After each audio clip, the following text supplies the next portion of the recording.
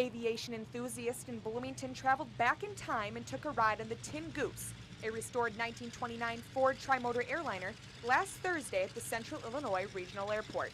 Passengers were able to tour the world's first mass-produced airliner and took a ride on a unique flying machine that changed the way people traveled in America. I'm standing in front of a big piece of American history today. It's the 1929 Ford tri-motor airplane, and it'll be here in Bloomington, giving the residents an outlook from above. I got a chance to take a ride on this airliner, which looked, sounded, and felt like a piece of vintage machinery.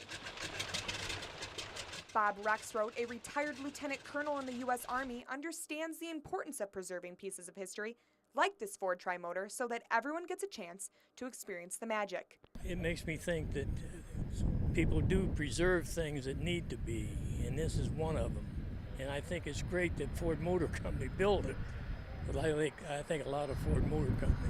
The president of the local chapter of Experimental Aircraft Association, Linda Dornbaus, took part in bringing this airliner on a tour to over 15 different cities, including Bloomington, to allow the community to fly back in the past.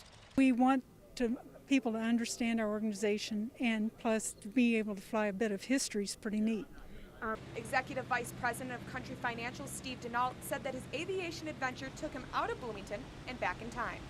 It takes you right back to 1929, exactly where this, came out of.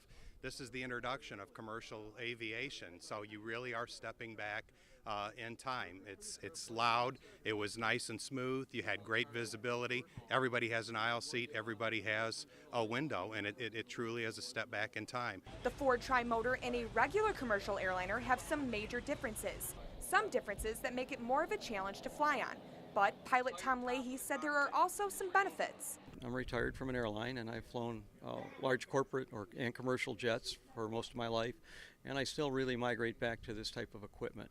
It's a little more difficult to fly. It doesn't take a lot more skill, it just takes more muscle, I think, and a little experience. But the visibility in this airplane is great, sometimes too good on a hot, sunny day. Reporting for 10 on 10, I'm Alexia McAdams.